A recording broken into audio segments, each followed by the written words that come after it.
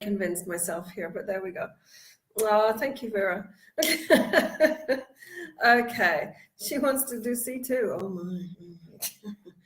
Yeah, survive the first lesson and then we'll talk. Okay, anyway, moving on. We're talking about receptive skills today. And okay, it's going to be a little bit challenging to talk about listening, but I have plans. I'm not entirely certain how this whole thing is going to work, but we'll find out together. First of all, something I think it's important that we try and start our lessons with some kind of what we call a live listening activity. For example, you can see on the screen in front of you. Yeah, because this is a webinar, I can't ask you to do this, sadly. Otherwise, believe you me, you would be doing this. But I'd like us to think about the value of live listening in the classroom as a quick listening activity. Okay, it can be at any time of the lesson. So what do we think might be the value of what we call live listening, listening to each other? What might be the value of that? Good evening, someone saying, oh my, I don't know where you are, Nadezhda, but here it's, you know, bright sunshine. What is the value, do you think, of live listening in our classroom? By live listening, we mean that basically you have the students talking and listening to each other. Oh, and there goes the first teacher. Hear the mistakes. No, seriously, people, come on, let's get over ourselves. Yeah, language is used for communication, which means that we have to work on the 4 skills. And if we keep just hearing the mistakes, then that's really not the best way to go, is it? It is live interaction. It does help focus our learners, because it's a thing, you know, a lot of people learning the language, they don't ever listen to anybody other than the teacher and coursebook speakers. And of course, the coursebook speakers are very blah, blah, blah boring, aren't they, you know? And I think it's very important to get learners to recognize the value of talking to each other, listening to each other, and so on and so forth. All sorts of wonderful things coming through in the chat box right now. Thank you very much. That's lovely. Okay, so there's some ideas, some of which you've actually mentioned already. Yeah, obviously speaking practice, what we were talking about yesterday, getting these people used to simply speaking to each other. Okay, it's quick and it's easy listening practice. Okay, I know a lot of teachers out there are going, but these people don't speak correctly and they make mistakes, and this is not proper, this is not good. But I ask you to consider the following question. If we think about it rationally, English is used as L1 by quite a large number of speakers, but it's used as L2 or even a lingua franca by many, many, many, many, many more speakers. So basically, we have to get used to the idea that most of our learners will talk to other learners of English in different contexts while they're traveling or on business, and nobody is going to worry about those mistakes. It's all going to be about communication. So let's talk in the classroom. Quick and easy listening practice, yeah? Okay, and we also have this idea of you know, people are listening for the main ideas, because that's what we do in conversation, isn't it? Yeah, we listen basically for the main ideas, so that we can respond to them. Okay, yeah, and of course, you can choose your topic, anything you like. I asked you to talk about the weekend, or my suggestion was to talk about the weekend, but essentially, whatever is going to be the topic of your lesson, you can start them off with a little chat about whatever that is. Yeah, accents. And it's not just accents, L1 accents. It's listening to people from different parts of the world who have various different accents going on there. And I think learners can learn a lot from each other from that point of view. Okay, right. I've got another activity here. Okay. This is a bit challenging, but I'm going to do this anyway. Basically, if I were using normal Zoom, then this would be a PowerPoint and I would be able to click and words would appear. It's not going to happen, but you will see the words, I promise. So, I'm going to read you a sentence. And I'd like you to please to type in the missing word in the chat box. Hi, everybody, back to Yerevan. All right, so I will read a sentence and I want you to finish it with one word in the chat box, please. Can we manage that? Is that going to be too challenging? I hope not. If I say I will do something, I always try to do it. I like to keep my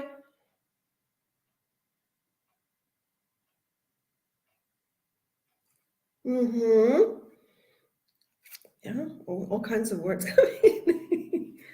Okay, interesting. So we have already, yeah, you're thinking about the words that could come. So it's a kind of like a prediction task. Okay, lovely. Next sentence, you'll see the right answers in just a second. Next sentence, if you're learning something new and it's difficult, you shouldn't worry.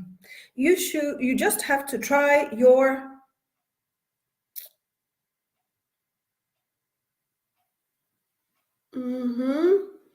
Okay. Yep. Well done. Next one. If you find something difficult, you shouldn't worry. That's the same sentence, isn't it? I love my job, but most of us work because we need to make. Okay, right. Well done. Well done. All right.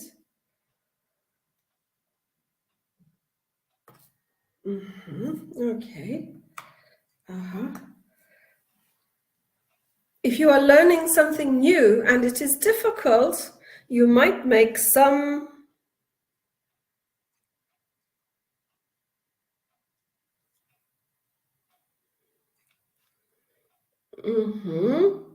All right, all right. Well done, well done, well done. Okay. I love my job. Sorry, no. Exams are one thing. Students typically worry.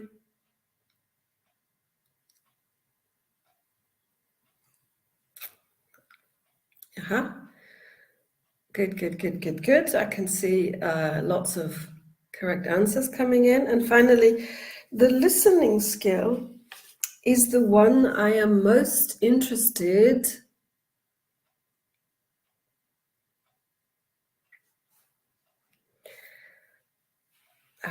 Lovely. You people are way ahead of me. Well done, guys. Okay.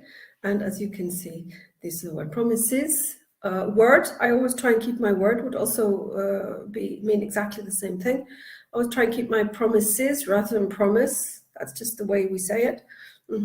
Yeah, mistakes best, money about it. So what is the value of this task in terms of listening skills? Okay. Essentially, we're practicing prediction, aren't we? That's the thing. We're practicing prediction. I'm sorry. My other computer is really not working with me at the moment, and I don't know why that is. It's annoying me. Oh, now it's working. Okay. Good. It's all about prediction, isn't it? And I think we don't make enough of prediction because, you know, teachers complain if course books use soundtracks that come with lots and lots of background noises. But on the other hand, isn't it true that life is full of background noises? Yeah. If we, to an extent, it's collocations, yes, but it's prediction, isn't it? If we think about background noises, we already have a context. We kind of know where we are. So here we are. There's a whole website here with sound, and I am going to show it to you, to the general distress of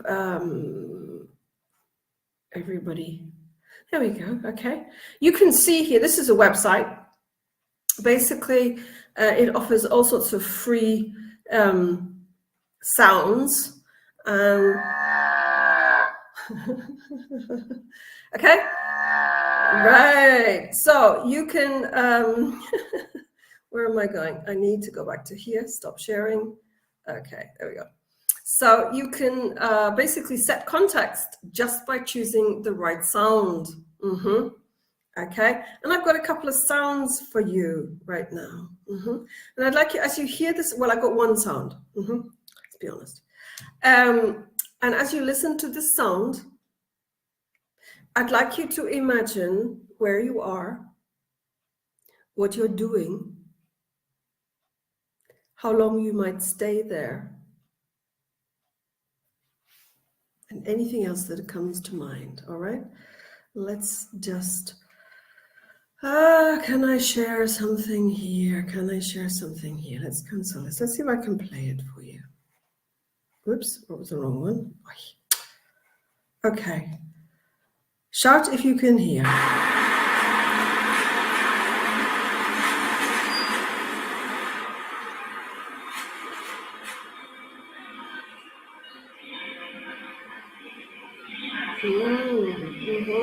Okay. So where are you? That's a very loud bus stop there, Valentine, but okay, fair enough. Aha, people seem to think there might be the train station. Fine, what are you doing at the train station? Oh, Vera, I'm sorry to hear that. Aha, okay. Right, people are waiting for the train, maybe waiting to meet somebody, maybe to say goodbye to somebody. Aha, all right. So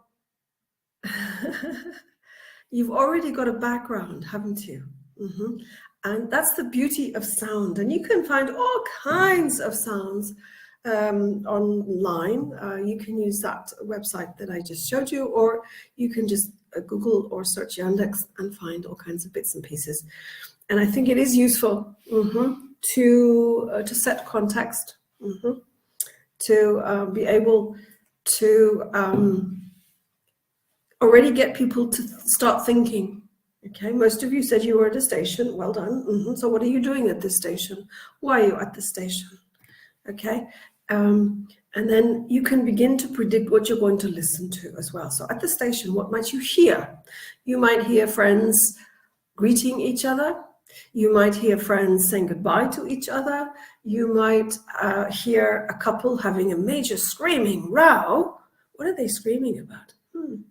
And so on and so forth. So there's all kinds of things that you can anticipate that you might listen to. And again, it encourages, as we say, prediction. It activates, as you can see, schemata. People are thinking about language. And so you begin to be able to think about vocabulary. All right. Good. Now let's move on. This thing is really not working with me today. Okay.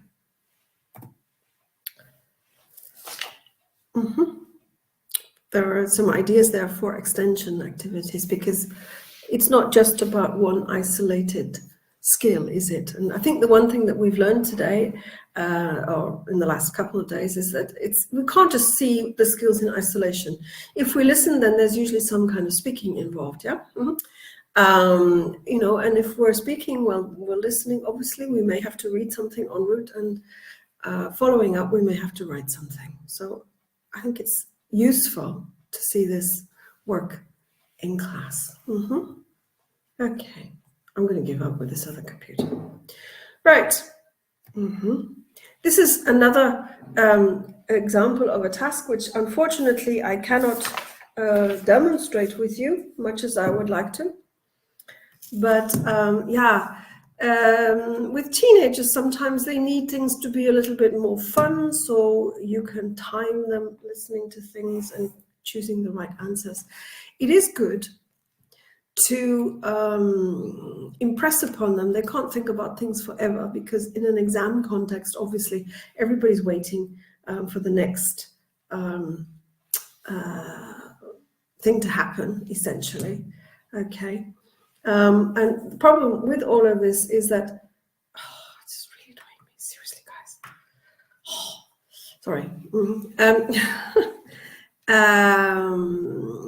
The idea, I think, if you're in an exam context, people think a lot of the time, you know, it's just so stressful. It's just so stressful. Well, yes, it is stressful. And yes, you are only going to hear everything twice. But then why not try and recreate a little bit of that from time to time by putting in a timed thing? Okay. Right.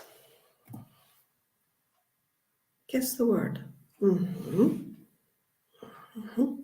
Practice listening for keywords. And I've got something prepared for you in just a second. Okay, this comes out in bits. All right. Okay. So we're going to practice listening for keywords, and we're going to try and understand these keywords in context. All right. This is the aim of the activity. So what do we need to do? Well, first of all, before the lesson, we need to read the audio script. And we're going to select, for example, 6 keywords or phrases that impact on overall understanding. All right, as it says. So, having done that, we need to prepare our materials. Either we simply write these words on the board, or we have colored cards, or if we're working online, then clearly you have a slide with these words, as you are going to have in just a second. And finally, first of all, you need to CCQ, they understand the keywords and phrases, and we'll practice that in just a second. Then you need to play the audio, and then they need, basically you would have people discuss and agree on the order in which they heard these words in the audio. In your case, I'm going to ask you to write them on the screen. Sorry, in the chat box. So these are the words, all right? So let me CCQ some of these words. I'm not going to CCQ all of them. Okay, let's think about this word.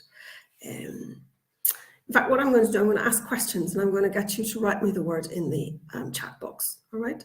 So when you are wandering along the road, for example, and I don't know why you're on the road, it's clearly dangerous, and suddenly a car comes up behind you. Okay, you have to think really, really quickly. You have to make what kind of action?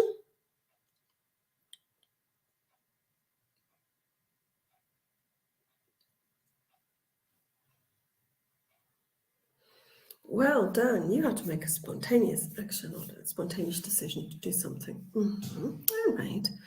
Good. Good.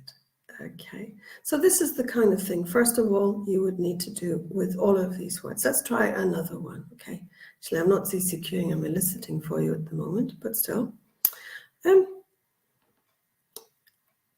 People who play on TV or who act on stage, they don't think of what they want to say, right? How do they know what they want to say? Indeed, they have a script. Well done. Okay, good. Well done. So basically now what I'd like you to do, I'd like you to listen to just part of the soundtrack. It's all right, you can stop writing script now. That's fine. Okay. Yeah, exactly. Okay, so what I'd like you to do now, as you listen to the track, all right? In the chat box, write down the words as you hear them, but don't hit enter until we finished, all right? So just type the words in the chat box. Do not hit enter until we finished. All right, that way I will see the words in the order in which you think You heard them. All right? Good. Wonderful. Let's try that, shall we? Let's try that. Right. Okay, everyone's saying right. Good. And here it's coming at you. I hope you'll be able to hear it. My guest today is Luke Fuller, who's 17 and who's just spent a month working as a junior reporter for his local radio station. It sounds fascinating. What was the purpose of what you were doing, Luke? Well, the radio station in my town wanted to encourage teenagers to have a go at being reporters. This meant taking your microphone everywhere and talking to people about what was happening in their lives. The whole idea was to focus on ordinary teenagers and not local celebrities or anyone like that. It was about making us see that everyone has a story that's worth telling. Some of us might go on to work at a radio station, but that wasn't really the purpose. So how did you prepare? Well, we had a bit of training. Of course, I had to familiarise myself with the equipment, but I'm quite good with technical stuff, so that wasn't too much of a problem. The weird thing was having to practice being natural and relaxed. I'd never thought about how hard that would be. We were told to be spontaneous rather than write a script or anything like that. I must admit, I love writing, so I did jot down some ideas anyway. How did you feel about the idea?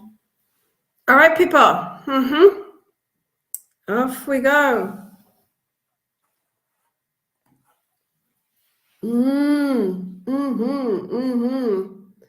Wow. Well done on so many of you actually managing to keep up. I know it's not easy in a webinar, but well done, everybody. Okay.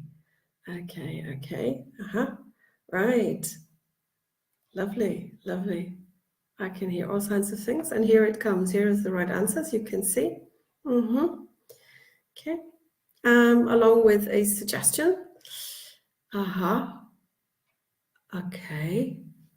These are the things you heard in the right order. For weaker learners, or I think in fairness, the first time you do this, it would be a good idea to play the track twice. And I think for many of us, the comfort of having the track played the second time is always a good thing. And of course, before you ask anybody to tell you anything at all, we always allow people to pair check, don't we, ladies and gentlemen? Because pair checking is valuable in so many different ways. It just gives learners, even high-level learners, that little bit of extra confidence in what they think they heard. And also because if there are two people talking about what they think they heard, they help each other to remember. That's natural. That's the way our brains work. In point of fact, people latch onto different bits and pieces, and together they can reconstruct what they've heard. There is a little delay. Yes, that's fine. Okay, no worries. So, right. You can do that in various different ways, depending on whether you're in a physical classroom, whether you're using an overhead projector or an interactive whiteboard, or whether you're online. Of course, there are different options. The next suggestion, and I'm not going to make you do this, and I do think you should be grateful, frankly. I don't know if you've ever heard of dictogloss. Dictogloss, sometimes called grammar translation, was first developed by an Australian woman, Ruth Wainwright, quite a long time ago now, and it's quite useful because we're now asking you to look at reconstructing the text just using those 6 words. So reconstructing what you think you heard. And it's useful. Why is it useful?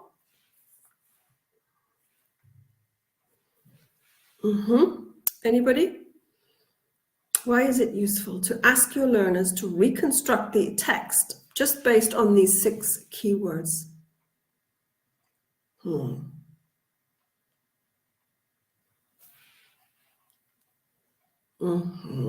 Absolutely. Yeah, to an extent, it's a nice way of improving short-term memory, possibly, absolutely.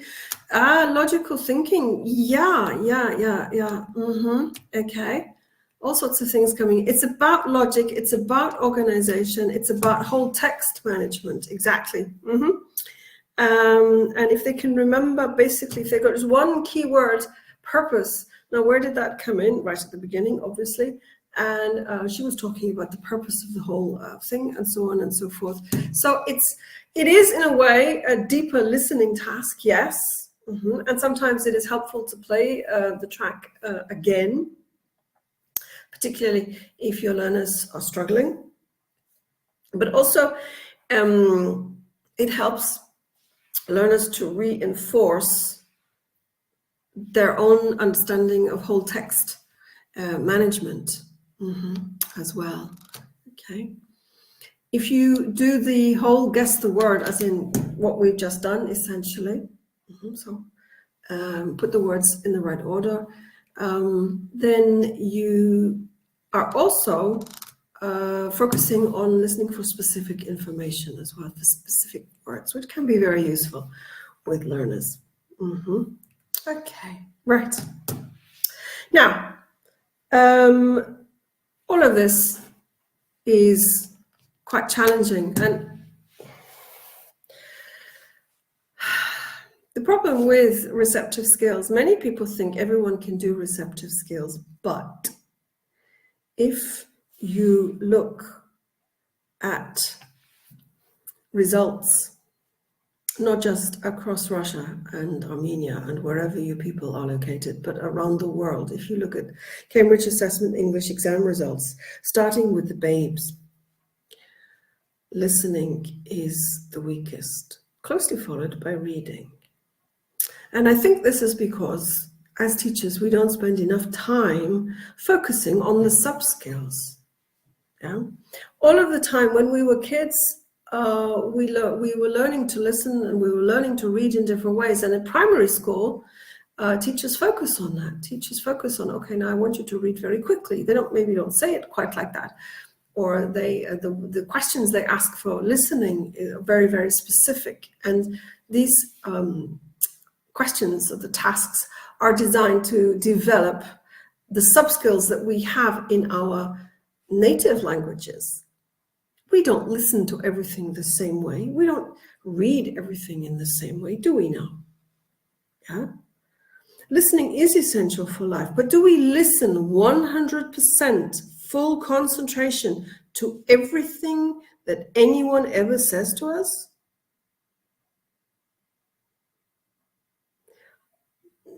That's an interesting statement, Aliyah. People can be very, very bad at listening. That's true. Not enough people listen to each other. That's very true.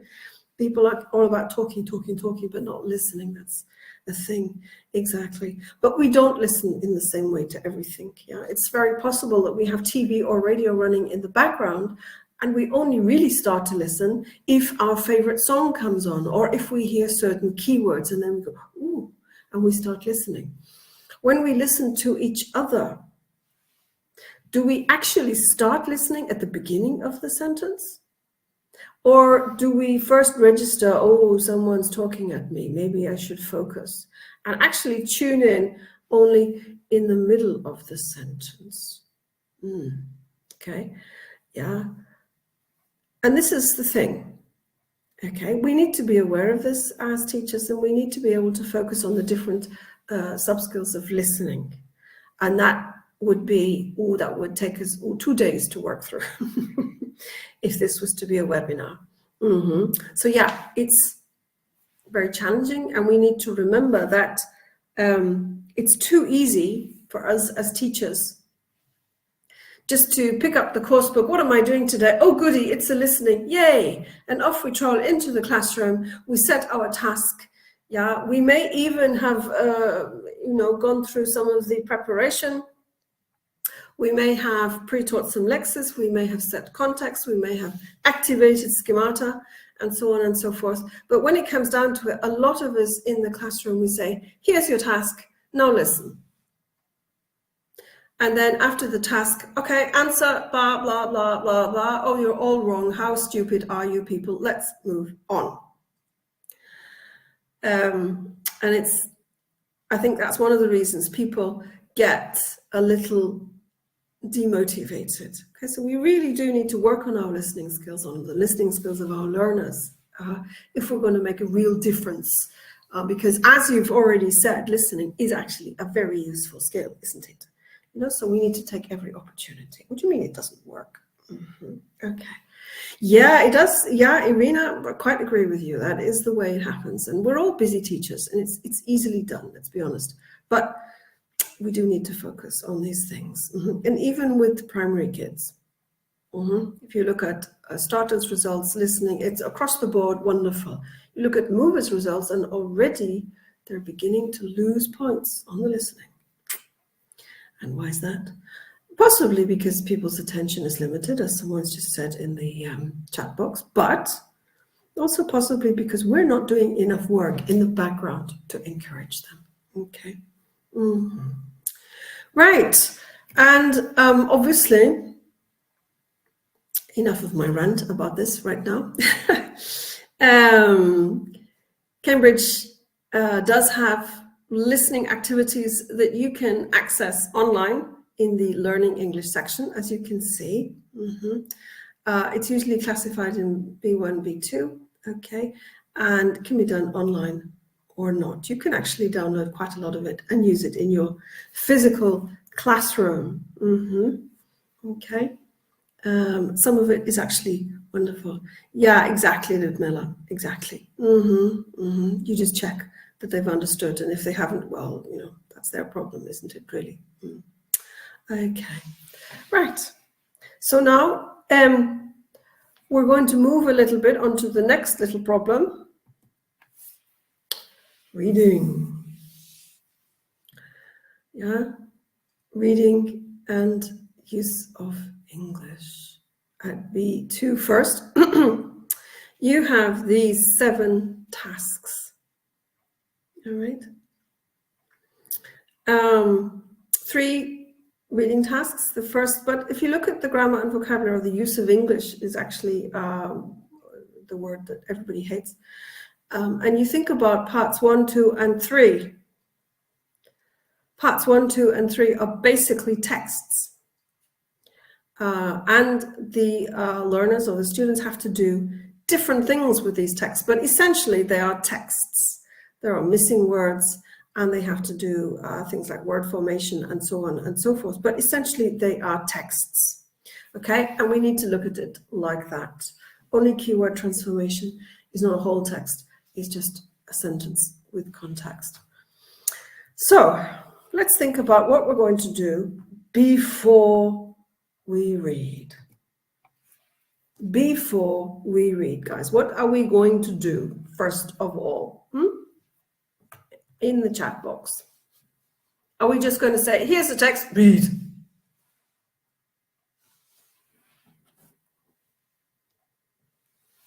Okay.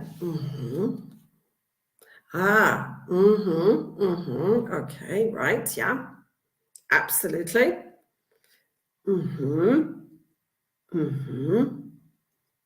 Indeed, indeed. Okay, lovely. Lovely. Lots of things coming in there. Exactly. Yeah. Okay, we need to lead into a text. Obviously, we need to set context. Yeah. We need to generate ideas and some kind of discussion around the topic, because by doing that, we're activating schemata. We can use visuals. Okay, in the test we don't get visuals, but in our course books and in real life, we do often have visuals, don't we? We certainly have a title or a headline, depending on the type of text. And as teachers, we can and should be anticipating some of the vocabulary in particular and considering some of the grammar that comes in with it.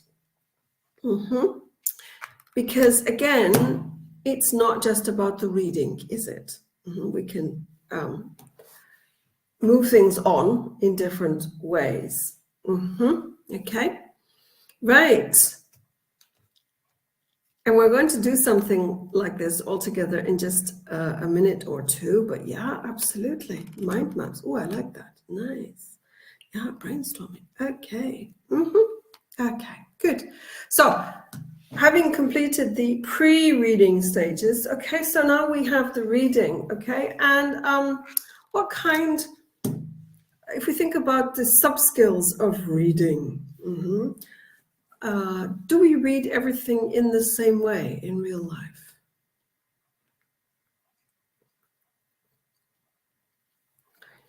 How do we read in real life?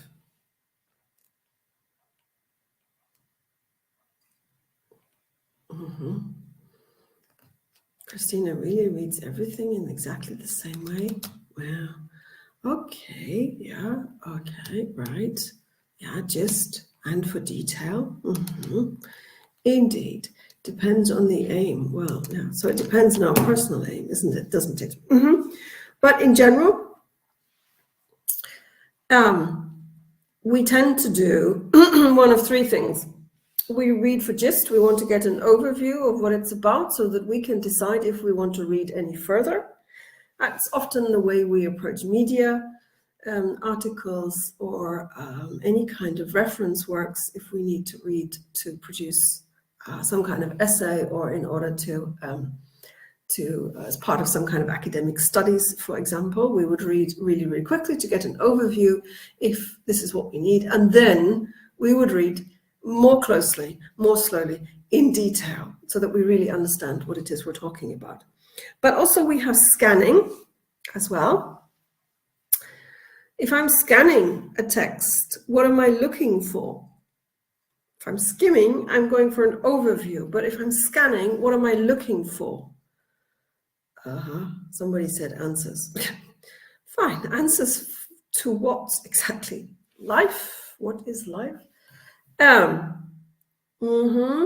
Yeah, I'm getting some people saying details and some people give, specific information, actually what we're thinking about if I'm scanning. Yeah, I don't want details necessarily. I want very, very specific information. So if I need to know what time the last train leaves to go to a specific place, am I going to read the whole entire timetable, or am I going to scan until I find what I need? Exactly. Okay. Indeed. Right. Okay. So yeah, basically when it comes to what we're doing, we're looking at reading for the main idea, skimming, reading for detail, which is usually close reading, or scanning, depending on what kind of detail we're looking for. And remember, if we're looking for specific answers to specific questions, then yes, we will scan first of all till we get to that keyword, and then we will stop and we will read that whole section very, very closely until we get to the right answer. And of course, after reading, because we can and because we're integrating all of the skills, we should be doing some kind of post-reading task in the same way as we're doing some kind of post-listening task, where we're inviting our learners to then begin to use the ideas that have been generated, the lexis that has been generated, possibly any language that you've focused on, in an appropriate speaking activity or writing activity. Okay, depending on whatever it is. Right, so we're going to try that now. Are we excited? Okay, right. So,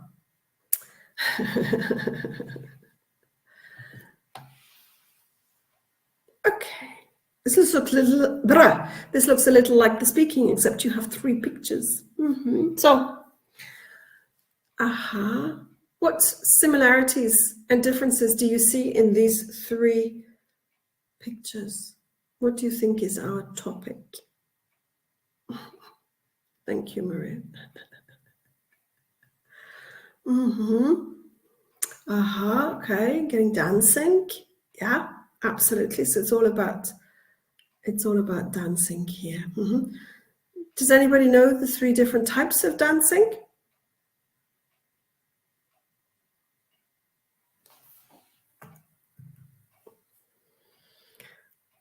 Local, street, classic. Okay, one way of looking at it. Yeah, okay. Oh, nice. Somebody's going for flamenco. Okay. It could be ballroom dancing. Yeah, whatever. Break dancing is the one in the middle. Yeah, I never really quite got the point of that, I'll be honest. And of course, the last one is ballet. All right. All right. Well done. Okay, so.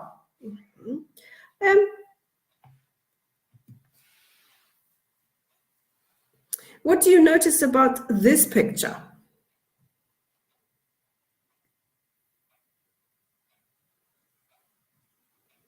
What do you notice about this picture?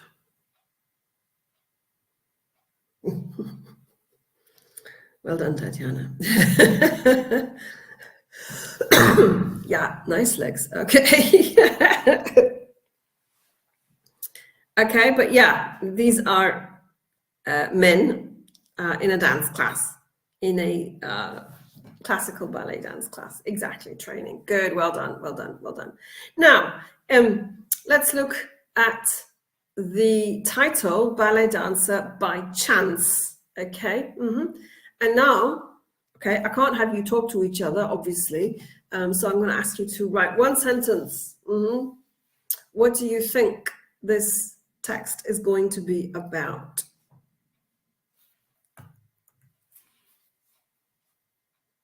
So you might want to start by, the text is about, the topic is.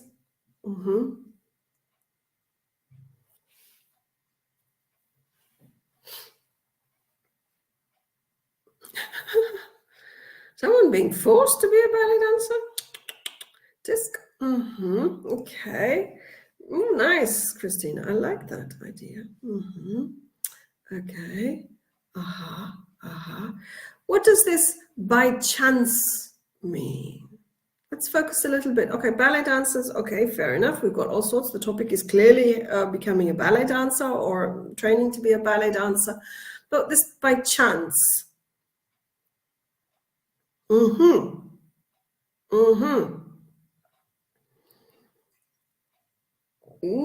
Okay, yeah. I like Olga's text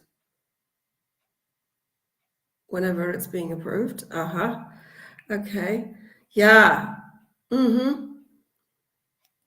By chance, another way of saying by chance is by accident or accidentally. The idea that this was not planned and that this man fell into ballet dancing or was converted to ballet dancing for some reason that we do not yet know about. Okay, so there is that. Yeah. So let's think about that. And the next activity that you might want to try, particularly in the physical classroom or using breakout rooms if you're online with Zoom, for example. Okay, speed chatting. I don't know if you ever tried speed chatting.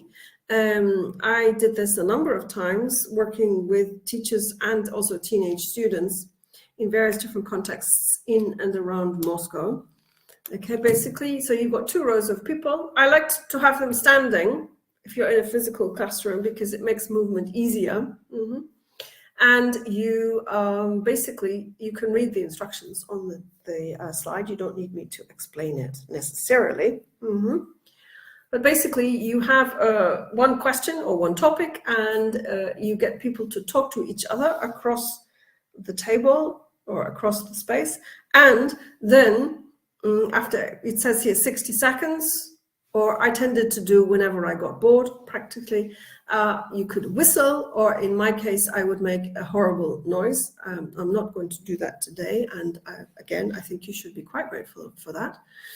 And the one row would move down. The one at the end would go round to the beginning, and everybody would suddenly continue their little chat, but with a new partner. It's quite handy. It can be quite loud. But on the other hand, it means that nobody can hear what anybody else is saying, which makes it useful for the shyer people or the people who have a little less confidence. Okay, but it's a good idea to, it's a siren wailing. It's a little bit like speed dating, absolutely. A little bit like speed dating. But it's actually quite useful in the classroom because it does get people talking, it does get people thinking, and because it doesn't really matter what they say, as long as they're working together and they're producing lots of sound. If it's like a loud siren wailing, yeah, you know, it depends on the siren, of course, but it can be fairly scary. Okay, so what I want you to do, first of all, I'd like you, please, because I don't have the option to make you chat. So what I'd like you to do, I'd like you to look at the first statement on the left-hand side of your screen right now. Ballet is for girls. Do you agree? Why? Why not? In my chat box, one sentence, now. No is not a sentence.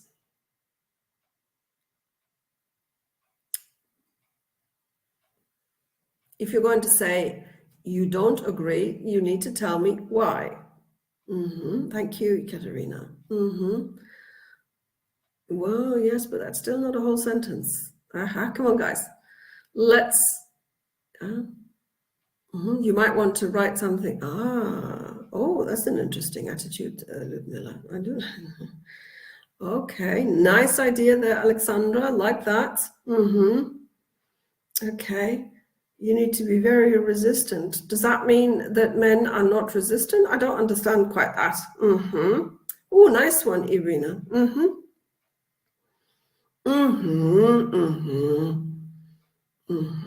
Okay, all kinds of things coming through now. Exactly.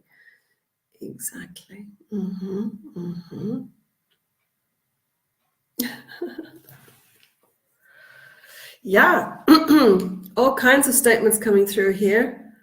Ballet takes childhood as cruel. Well, yeah, you could say that about any kind of sport as well. You could say that about football if you wanted to, about tennis, about anything like this.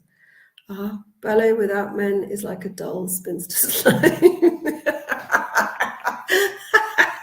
Sorry, I like that. That's a nice idea. Okay. Nice point there, Lexa. Very, nice point. Good point there. Okay, exactly. Yeah, some of you are already beginning to look at the thing. Football is for boys. Do you agree? Why not? Yeah, football can be quite traumatic. Does that mean that ballet is not traumatic?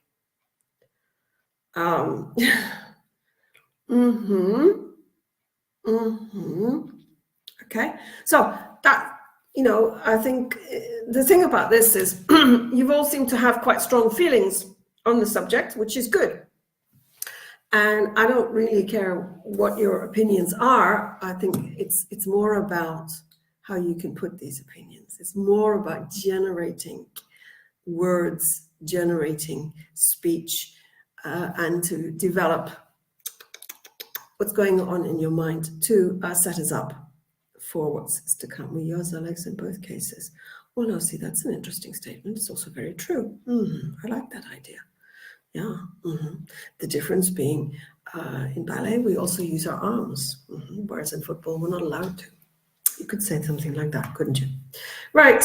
Okay. So, and the next. Oh, that's an interesting thought, Daria. Yeah. Okay. So we're still working our way up to the actual task, which is coming up very soon now. So we've thought about the title.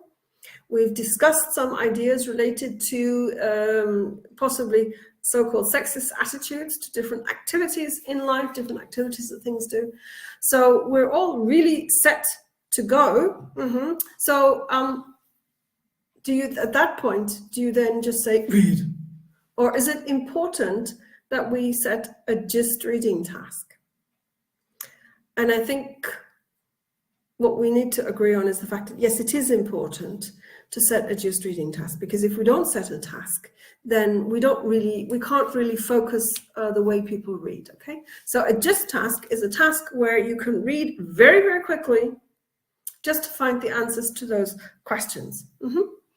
Okay, and look at the two questions you have there, okay? So who is the ballet dancer? And I put it to you that that is something that's going to come right at the beginning of the text, at which point your average teenager will simply stop reading. We know that. We're all teachers. Which is why they've put in a second and much less specific question. What do we learn about our dancer? Okay, and that's not going to be quite so simple to respond. It's not going to be one word, is it? But it does mean we're going to have to read to the end of the sentence or the end of the text. And then look at what it says. Just say read and exchange ideas with a partner, because we keep coming back to this idea of, okay, we set a task, we let them read, and then we get them to talk about what they have just read. Because by talking about the answers, first of all, they can gain a little more confidence in what they think they just read, and also they can help each other. Because the one will say, well, I think blah, blah, because, and point out, and the other one might say, ah, yes, but that doesn't mean the same thing. Okay, and then they have something to discuss. All right, so I'm going to show you the text now. You have a just task. Please remember or screenshot your two questions. And I'm going to give you 30 seconds max, just to read the text and to answer those two questions. All right, 30 seconds. Go. Both questions, yes.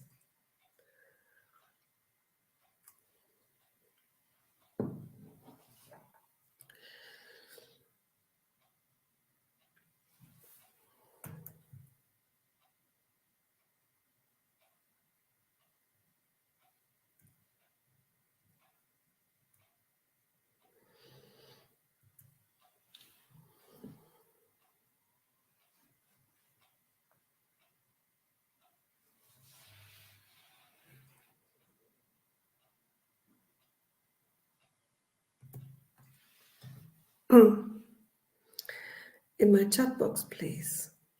Who is our ballet dancer and what do you learn about him?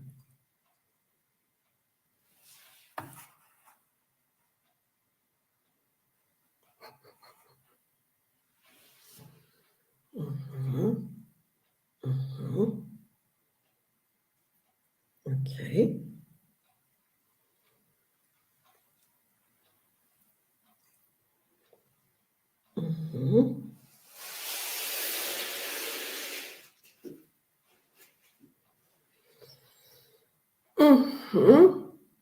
Yeah, okay. And you see all of these different answers are coming out just from that just task. But basically, yeah, the name is Hans.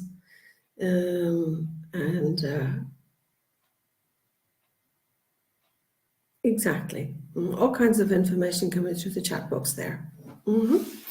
Well done, people. Got the part of a soldier. Right. Okay. Yeah, good. Thank you, Aliyah. Yeah, transcription of Russian names is challenging at the best of times, and you people keep changing the goalposts. Really frustrating. Okay, so looking at this. Exactly, all kinds of lovely things coming through there. So by doing this just ask and by getting our learners used to quickly reading everything that's set in front of them before they even begin to think of the task in question, means that they get this general idea of the whole text, this overview of the whole text, which is important because it's going to make a difference to the task, isn't it? It's going to make it a lot easier, generally, for your learners to approach the task. Okay, so having done that, they read the whole text, they get the big picture, then you check the instructions, and then you can start doing the task. Yeah? A lot of learners and a lot of teachers start with the questions. And in some cases, maybe, but in most reading tasks, it's actually more important to first read the text and then to think about the questions. Okay. So the instructions in this case, they have to choose. They have 4 choices, and they have to choose the correct answer. So the idea is that we then, we go back to the question. We learn, or we figure out what word is missing. We think about which word fits best and which words don't fit. All right, because it's going to be easier that way. All right, and if I go backwards a little bit, okay, if you have really advanced learners and you look at this, okay, I think it is possible already to anticipate some of the options that they're going to have to come up with, or they're going to have to choose from. All right, so if we look at this, number 1, Hans did his first public performance only a year ago. Right. What kind of word is this going to be? Is this going to be a noun, a verb, an adverb, adjective, preposition? What kind of word is this going to be? Okay, right. Thank you, Angela. Lovely. It is going to be a verb, isn't it? Is it going to be, we've got some choices coming in there. Is it going to be in the present or the past or the future? It is going to be in the past, principally because, it says a year ago. Exactly. Okay, I'm not sure, things are going past me so quickly. Does anyone have any ideas as to which verb would fit in here better? Does anyone, maybe had a performance? What's the standard collocation? Gave a performance, maybe? Yeah, I'm getting made coming through as well. You can't change performances. But yeah, it's usually, he made his first public performance only a year ago. Exactly. And I would suggest that one of the 4 choices probably does say something like that. So it's a good idea to also get your learners used to thinking about what type of word is missing, and then to start thinking about collocations, because this is generally what this task is looking at, collocations. And it could be in different ways. Okay, moving on. Great. Okay. Some ideas there. For weaker learners, and we've all seen this, it's a lot of text, isn't it? Okay, you've got the whole text and you've got these 4 words and it's like, oh my God, I've learned that. Let me just panic a little bit wildly. So why not reduce their options? You know, like the TV game show, Who Wants to Be a Millionaire? I'm sure everyone remembers that, okay? One of their options was to be able to reduce from 4 to 2, to make things easier for them, okay? So give them 1 right answer, 1 wrong answer, okay? Another one would be to put people into groups of 4 and give each learner one of the answers. And the learner then has to look just at one answer and has to decide whether their answer is correct. And if it is correct, well, then they have to inform everybody else. They have to say, well, okay, I think my answer is correct. Okay, and you can make it a little more interesting for your teenagers by suggesting that they have a pretend bet. Okay, I bet you 5 points that my word is right. The others can say, oh, no, I think my answer is right. I bet you 10 points that my answer is right. But as long as you get them to explain why they think it's right, then I think it's a useful thing to do as well, to get them to challenge each other in this way. All right, so that was the close text. And now we move to the open close.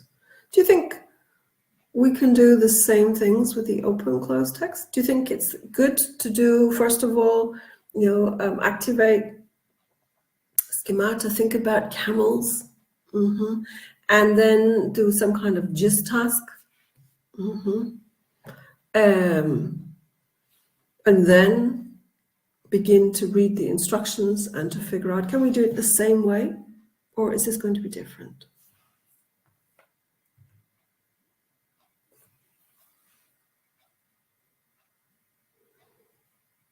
If we think of what we do with it in the classroom, can we do exactly the same with this type of text?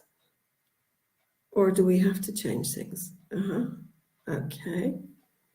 Thank you for both Irina and Alexandra for being brave enough to do something. Okay.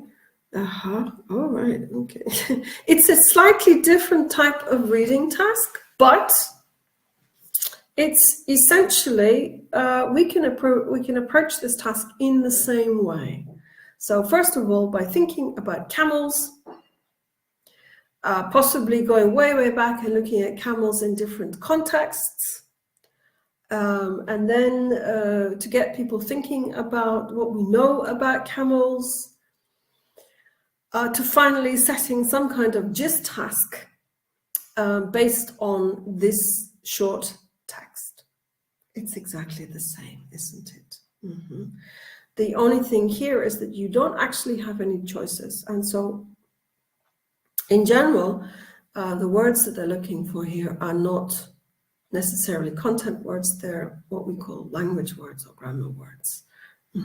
But there's no reason why you can't actually go through the whole thing and figure out what kind of word we're looking for. For example, if we look at number 9, okay, because in the meantime, you have quickly read the text, haven't you? And you figured out that we're talking about some of the myths or that we think we know about camels, the fact that they can, about how they use water and also hearing. Okay, so there we go. I've got answers coming in. I haven't even asked for answers yet. But yeah, if you look at number 9, in these humps, camels store fat is used as energy. So what kind of word is this that I'm looking for? That or which, fair enough, but what kind of a word is this?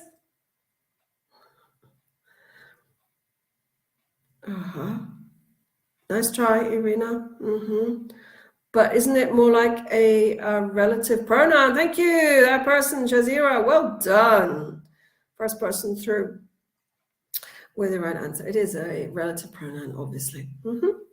Okay, so, and I think it's useful for learners to still, even if they don't know relative pronouns, even if they don't know dependent prepositions, even if they don't know auxiliary, the words, I think it is still useful for learners to be able to recognize the type of word that they're looking for in this case. Okay, but essentially the approach, it's the same, isn't it? Still the same. Okay. And again, it helps their understanding of the whole text, doesn't it? If we can help them to work in that way. I like here the idea with the stronger learners, except I would take that a whole step further. Yes, I would take a text that you've already dealt with in class, and I would ask them, the learners, to choose a number of words which they are going to remove from that text, and then present it to their peers. So you could have a sort of a circular thing going around in a physical classroom where you can work with Tipex or whatever, get them to remove the word, pass the paper on, and get the next table to guess or to work out which word has been taken out. And I think it's very good training because you focus the learners on the type of words which tend to be missing in these two different types of tasks. And by focusing them on this type of words, you're already opening their minds to the idea of what is going to be confronting them. Thank you, Vera, for being very precise. All right, but I think this is a useful thing, and there's no reason why you have to do all of the work when you can get your students to do quite a lot of the work and be learning in the process.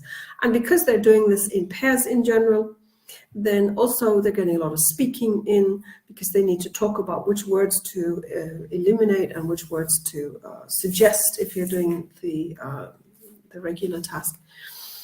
So that they can figure it out for themselves. They're learning, they're talking to each other, and there's all kinds of things going on in the classroom. And there's that element of competition. Yeah, most learners, not all learners, most learners enjoy trying to produce something which their peers are going to find difficult. So if you add in that competitive factor, they have a reason to do it. They have possibly a better reason to do it. Okay.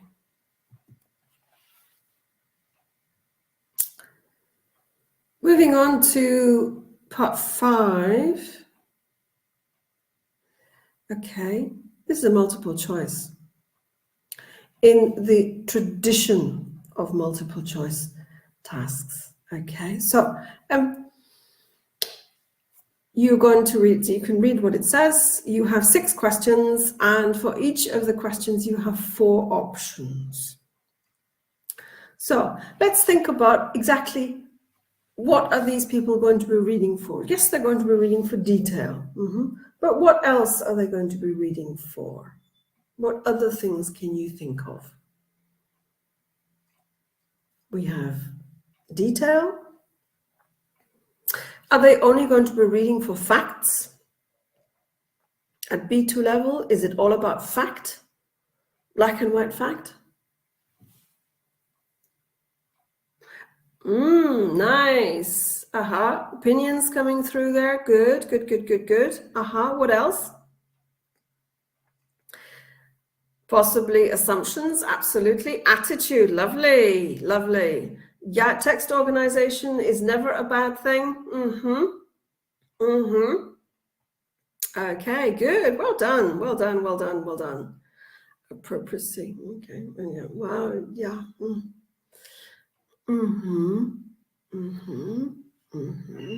Okay.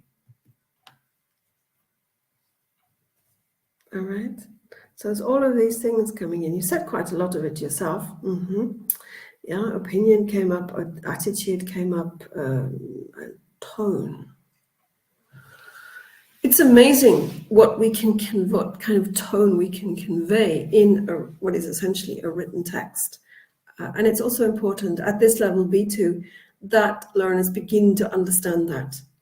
Things like implication, implied meaning rather than hard and fast facts, opinion, attitude already come in at B1, but at B2 we're now raising that bar and we're sort of saying tone, because it's the way you say things, isn't it?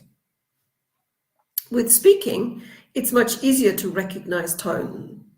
It comes in the way we say things. You know, if I say, "Oh, how wonderful! Thank you so much," yeah, like that, or if I say, "Well, gee, thanks, that's lovely," you can hear a slightly different tone coming out, and that's important for speaking. But in writing, it's a whole different thing, tone, isn't it? So that begins to become important at B2. We have to think about, yeah, you've got body language as well. Purpose as well coming in. We have to also derive meaning from context rather than anything concrete that we're saying as well. So there's all kinds of things coming in there. And it can be a little bit challenging, can't it? What if we think about this task? You've got a text, it's quite a long text, and then you've got 6 questions, and for each question you've got 4 answers. So what is your average learner's first impression when they look at these? It's a double page spread, text, questions. What's the first thing you think of? Horror. Yes, but absolutely. It's just a lot of words on that double page spread. It's just like, oh my God, where do I start? Indeed. Indeed. So we've got all kinds of problems there. Okay, that we need to address. Yeah, okay. Okay. And again, we've got to think about that. So the big challenge is for learners at this stage, the whole text, multiple choice text, and getting distracted. Humbleness.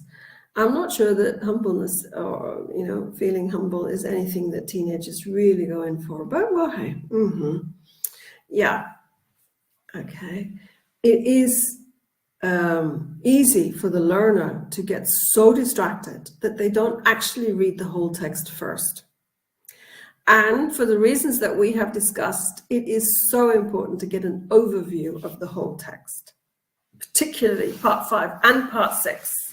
Seriously important for learners to get that real overview of what it is they're reading in order to be able to even begin to think about the questions. Yeah, okay, so we've got some ideas, okay? We've gone through the whole just reading thing, okay, so fine. Let's assume you've done the preparation, you've looked at the task, at the topic, you've looked at the title, you have done a just reading task, and now how to help our learners. Well, first of all, I think it's important to remember that it's generally one paragraph, one question, okay? And the questions will always appear in the order in which the answers appear in the text. And I think that's an important point that we do need to mention to our learners. It is reassuring for a start. And it also reflects how we read in real life. We don't look for the answer to question 1 at the end of the text. In real life, we don't start at the end. We don't jump about in a text, we read. And so that's why the questions are always in the same order as they appear in the text. And generally one question per paragraph, okay? And I think the next thing that we can think about there, we need to focus on the question. Let's just forget about the answers. Let's just focus on the question. The question is, what is the writer's purpose? Why, essentially, did the writer write in the first place? Okay? So let's take away the answers. Totally. Okay? This is, I think, quite a useful trick. And I've done this with my teens and also with adults for higher levels, C1, C2. Take away the answers. Just go for the question, okay? Because it's important to think, in order to get the right answer, okay, we need to figure out, now what does the writer suggest about Sandy's clothes? Okay, so, you can see, what does the writer suggest? So if it's suggest, am I interested in what Sandy was wearing or what the writer thought about what Sandy was wearing?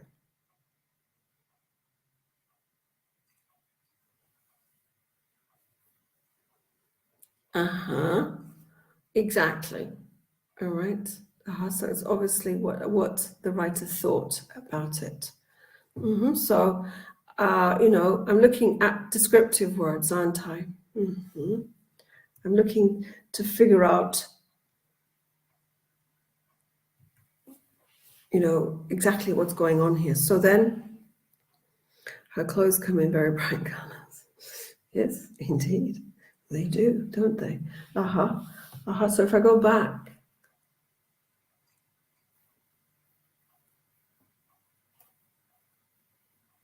whoops. Oh, sorry. This is a whole different thing here, isn't it? Okay, right. Yeah, this is a different question. Sorry, I'm stupid. But yeah. So what does the writer suggest about the clothes? Suggest the clothes were fashionable, coordinated. She's going to stand out in a crowd. And from that, you can often then figure out the correct answer. Another idea is, again, to give people just one answer. and decide if the answer is right or wrong. So you would give the learners or the students the paragraph, you would give them the question. Having talked about the question, you then give them an answer. Is this answer right? Why or why not? Okay, if they say, yes, we think this is the right answer, we're happy with this, fine, run with it. If they then say, oh no, this is not the right answer, okay, let's try this answer. Is this the right answer? Why or why not? Okay, and by doing that, by getting them used to working like that, I think it becomes a little bit easier for them to approach all of this writing, which is outrageous. You can also do this a different way. Part 6, which is not on the slides here, sadly, but part 6 is all about, they have a text and they have lines missing from the text, and they have to put the lines in the right place. So again, we can do different things with that. And we can put the text on the walls, and we can do a running dictation, for example. It says here for the main idea, which is absolutely possible, or you can do a running dictation just so that they actually have the whole text. So you don't give them the text. You do a running dictation. Has anyone done a running dictation?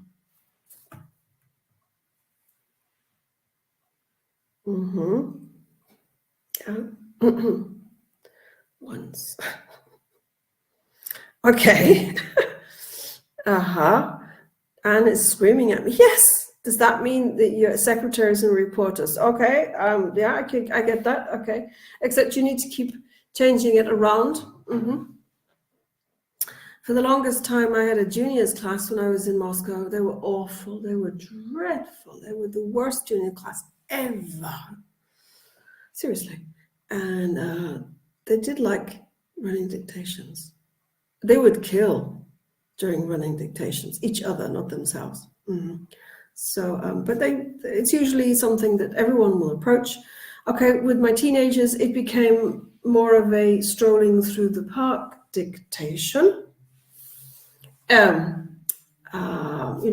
But they would get there. And the idea here is that, and you can read it yourself, but basically the idea is, okay, most of us will do running dictations with the questions because it breaks up the lesson, it gets people thinking, wandering around. It gives the learners an opportunity to let off steam in a very long class, and so on and so forth. But here the idea is that actually you put sections of text, park these sections of text around your room or corridor, whatever it is, and you get them to speed read, to quickly read these sections of text, and come back and report what they've read, and then you hit them with that just question. Okay. And you can set rules, whatever will serve your purpose. I found with the teenagers, if you do this in the same room, then they would just shout at each other. So I banned them from shouting, and I suggested that they had to whisper, which they got very frustrated about.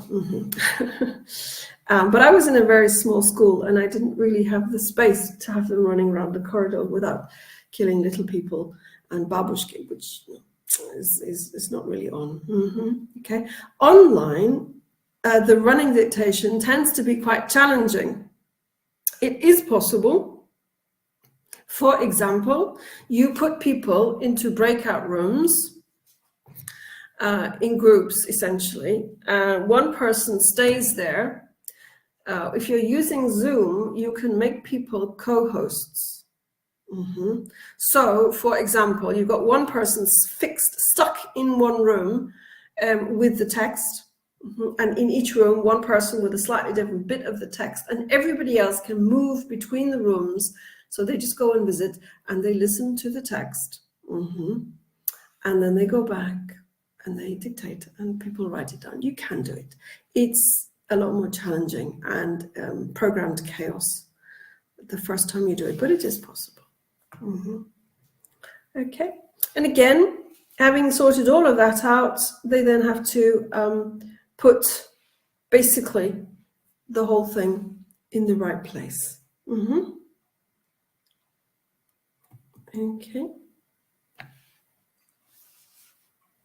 For that particular task, it said, well, why ask a GIST question after they've run around, after they've read it, after they've retold it, after they've written it down? Basically to focus, basically to help the learners make sense of everything. I'd like to talk a little bit. Session rooms, is that possibly Microsoft Teams? I don't know Microsoft Teams very well. And I understand that they are fraught with problems, these rooms. But there you go. Okay. Multiple matchings, the last thing that I want to talk about today, you will be relieved to hear. So it's about, they get 4 texts and they get 10 questions and they have to match the questions, in this case, the teenager, to whatever, okay, different summer camps, okay. And it can be quite challenging, again, because it's basically a lot of text and people are all over the place. So I like to sort it out a little bit better than that. Okay, this is just an example of what it looks like. So you have 4 texts. Okay, Adam went to a nature camp, fine. Okay, which teenager? And then you said, you've got all of these questions. The difficulties are obvious. It's confusion. It's you don't know what to read first, and it's all over the place. In this case, I think it makes sense to not read everything first, but to focus on the whole thing paragraph by paragraph. Okay, and to think about it in this way. So it's actually, when it comes down to it, for anybody who is very organized, is actually an easy way of picking up 10 points. But people get bogged down with not analyzing the questions, with time management, by reading all 4 texts for one question, whereas we're saying, no, let's think about this in more detail. Okay, and this is a suggested modus operandi. First, have a quickly, it says analyze the questions, but okay, fair enough. Look at the questions. But I think more important, read the first text and read the first text so that you have the overview. Go back to the questions and then find the questions that are answered by that first text. When you've done that, you can go on to the second text and you can find again the questions that go with this text. Exactly. It's, there's an interesting point being raised in the chat box there. They might be tired, exactly, because this is the end of the test. Well, fine, but they don't have to do it at the end of the test. Remember that learners can do the tasks in any order they choose. There's no real reason why they should be doing it in the order in which it applies. Some people get on really well with multiple matching. They do this task first. Some people hate it, so they'll do task 6 first, and so on and so forth. Okay. All right. There's some ideas there for your weaker learners, but I am going to move on. Okay. So this is what I suggest. Okay, first of all, you have Adam and his nature camp, and then you need to find or identify which of the questions applies to Adam, okay? And I'll give you a clue, people, you have 3. So I'm going to ask you, please, to read through Adam and his nature camp and decide which 3 questions apply.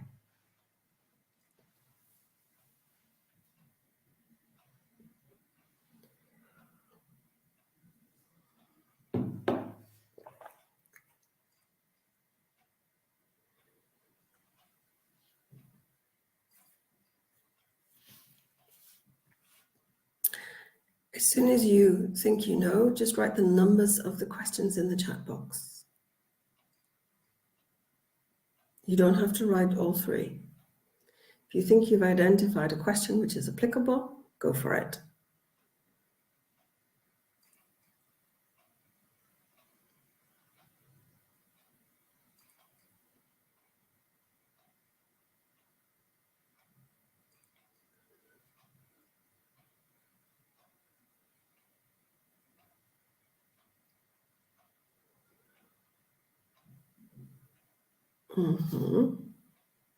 Okay, thank you, Olga, for being brave enough to put this up.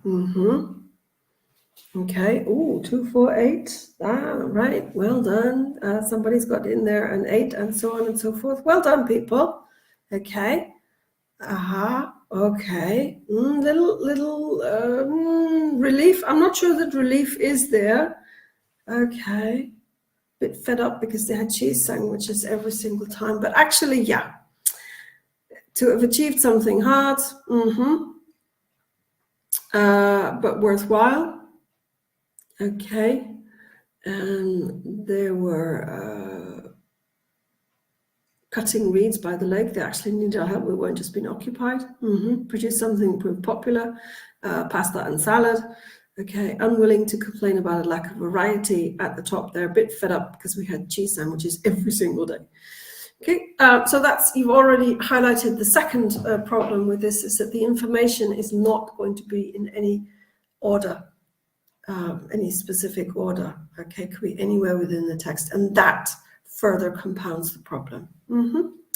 Okay, but if you take it text by text, for the weaker ones, again, look at Adam and just give them questions one by one initially until they are less overwhelmed by the sheer volume of language coming at them, and then it'll become easier. I think it's important with any kind of reading task, for whatever purpose, to identify really and truly what they have to do with the task, and to make it simple for the learners to get to grips with it, to give them strategies. That's the most important thing, I think. And as soon as we have strategies, we begin to improve. It's just when we just say, here it is, read, do the task. Panic sets in, the learner is overwhelmed, and nobody is getting, is improving their reading skills. And that's a bit of a shame, isn't it? Okay, right. So I am going to grind to a halt here completely by reminding everybody of the materials available to both learners and teachers online by way of support. Okay, I'm not entirely certain if there are any questions up there that I need to look at. Ali, that's an interesting question you have there, Alia. Does it really work? Do we read this way in real life? I think we do. But because we're doing this in L1, we're doing this so quickly, so automatically, so quickly, that we don't realize that's what we're doing. That's the problem. Because we don't realize that this is what we're doing, we find it difficult to focus our learners on these things. I think we do this, though. Okay. Any other questions coming up there? Okay. Okay, fair enough. Okay, B2 first, or first for schools. Okay, right. I'm done. Thank you very much. I assume at some point that Julia is going to return and take over. Thank you very much for listening to me today. I do hope I've been able to answer some of your questions and to give you some ideas. I know it's a lot to handle.